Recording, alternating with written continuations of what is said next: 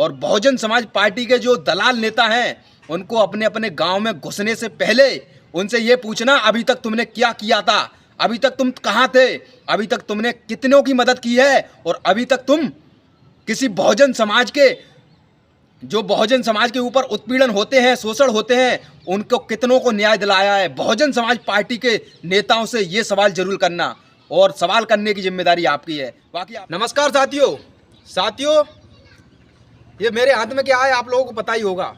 अब आप लोग ये सोचेंगे सोनू पता नहीं नए नए कहाँ से कौन से फॉर्मूला लेके आता है, कैसे फॉर्मूलों में वीडियो बनाता है। साथियों, ये आप लोग जानते हैं ये क्या है, लौकी। ये लौकी है, आप सब लोग जानते हैं। इस लौकी से बहुत सारे काम होते हैं। बर्फ़ी भी बना सकते हैं, इसकी लौकी की बर्फ़ी बनती है, इसको सब्जी भी में इस्तेमाल कर सकते हैं। और एक काम और होता है इसका, क्या, इस लौकी से लौकी पैदा कर सकते हैं। अब आप लोग सोचेंगे लौकी से लौकी कैसे पैदा हो जाएगी। अगर ये लौकी पक जाएगी, यानी कि ये लौकी बूढ़ी पड़ जाएगी, तो इस लौकी के बीज से हम दूसरी और अन्य सारी लौकियाँ पैदा कर सकते हैं लौकी पकने के बाद। अब आप लोग सोच रहे होंगे सोनू पता नहीं क्या बताएगा, क्या फॉर्मूला बताएगा, क्यों लौकी लेके आया है, क्यों लौकी मेरे को दिखा रहा है सोशल मीडिया पे। तो इसके पीछे बहुत बड़ा राज छुपा हुआ है। ये राजनीति से सीमित है। इस लौकी की और राजनीति की एक ही क्वालिटी है। अब आप लोग समझ रहे होंगे ऐसे कैसे, तो वही हम आप लोगों को बताने आए हैं। आप लोग राजनीति में नेता चुनते हो, आप लोगों ने राजनीति में नेता चुना, वोट दिया, वोट देने के बाद आप लोगों के साथ फिर बाद में क्या होता है, अन्याय, अत्याचार, शोषण, बलात्कार, रेप जैसी घटनाएं, ऐसी घटनाएं होती हैं जिसको देखकर आंखों में आंसू तलक आ जाते हैं। वैसे ही राजनीति के ही हिसाब से ये लौकी के हिसाब से हम आपको राजनीति समझा देंगे। लौकी है, आप लोगों को लौकी दिख रही है, एकदम फ्रेश है। ऐसे ही हम नेता भी चुनते हैं तो एकदम फ्रेश चुनते हैं।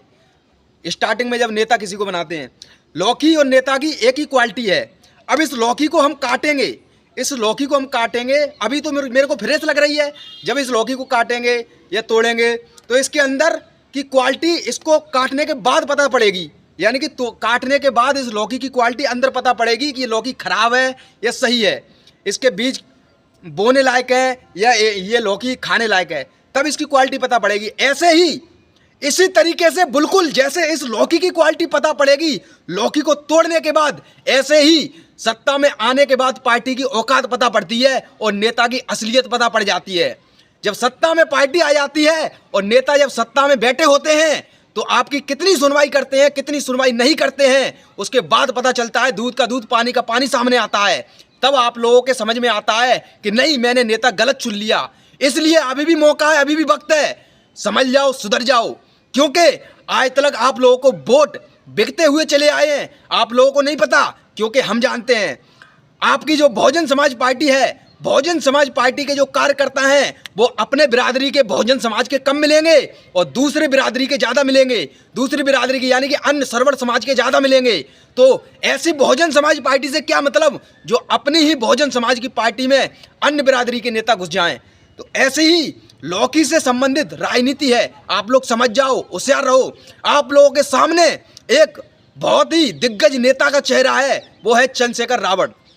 इस बात का ध्यान रखो, चंद्रशेखर रावण आने वाले समय के वो तूफान हैं, चंद्रशेखर रावण आने वाले समय के वो दिग्गज नेता हैं। बहुजन समाज पार्टी जब तक मायावती जी जिंदा है तभी तक बहुजन समाज पार्टी चल रही है, इस बात का भी ध्यान रख लेना। उसके बाद बहुजन समाज पार्टी कहाँ थी और कब पैदा हुई दिखाई भी नहीं देगी।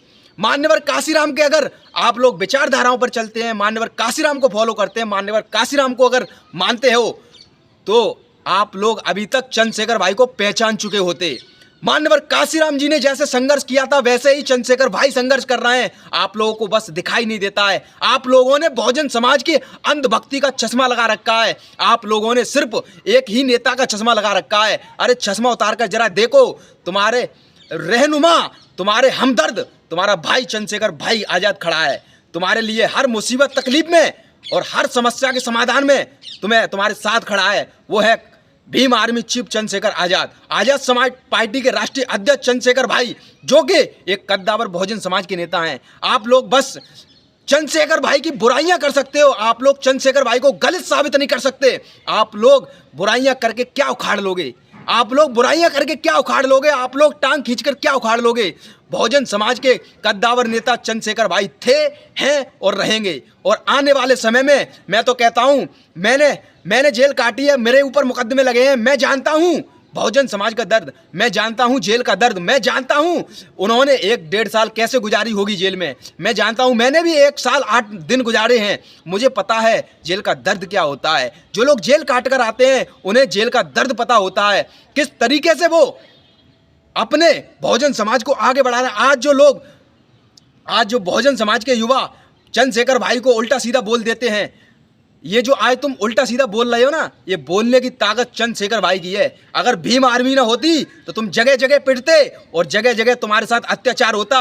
ना तो बहन जी तुम्हें बचाने आती और ना आकाश आनंद तुम्हें बचाने आते, तुम्हें देखने तलक बहुजन समाज के नेता एक भी नहीं आते और तुम्हारे ऊपर दलाली करने के लिए लाखों हजारों खड़े हो जाते। लेकिन चंद्रशेखर भाई हर मुसीबत में तुम्हारे साथ खड़े होते हैं। ऐसे नेता को कभी खोने से पहले 1000 बार सोच लेना। इसलिए मैं कहता हूं चंद्रशेखर भाई को सपोर्ट करो, फॉलो करो। जहां तक कि वो जाना चाहते हैं वहां तक उन्हें पहुंचा दो, राजा बना दो, राजा बन जाओगे। अगर उन्हें कुर्सी पे बिठाल दिया, सत्ता पे बिठाल दिया, तो तुम इस बहुजन समाज में जन्मे हर महापुरुषों को याद कर और उन कुर्बानी देने वाले महापुरुषों को याद कर तुम एक बार अपने दिल पर हाथ रखकर देखना कि चंद्रशेखर भाई गलत कर रहे हैं या सही कर रहे हैं। चंद्रशेखर भाई आने वाले समय के एक बहुत बड़े दिग्गज नेता हैं। आप लोग अपने ऊपर से, अपने चेहरे से अंधभक्ति का चश्मा उतार लो, बहुत फायदे में रहोगे। बहुजन युवा अब की बार गलती मत करना, इस बात का ध्यान रखना। आगे से आपकी मर्जी, मैं बार बार समझाने आप लोगों को नहीं आऊँगा और बार बार बताने नहीं आऊँगा। मैंने फॉर्मूला भी बता दिया है और राजनीति भी बता दी है। मैंने जेल काटी है, एक एक की राजनीति जानता हूँ, धोखे कैसे मिलते हैं और धोखे कहाँ से मिलते हैं और धोखे कब मिलते हैं, एक एक पॉइंट जानता हूँ। अब की बार कोई गलती नहीं होगी। धोखा देने वाले को खचेड़ के वो हाल करेंगे कि शायद जिंदगी में होश उड़ जाएंगे उसके। आगे से गीली पीछे से पीली हो जाएगी उसकी। धोखा देने से पहले 10 बार सोचेगा कि किसको धोखा दे रहे हैं। एसीपी सोनू सिंह को, जो आज की दुनिया में सोनू सिंह शूद्र बन गया है। सोच समझकर वोट देना, ये आप लोगों के हाथ में है। सत्ता बनाना और सत्ता गिराना, कुर्सी पे बिठालना और कुर्सी से गिराना, राजा बनाना।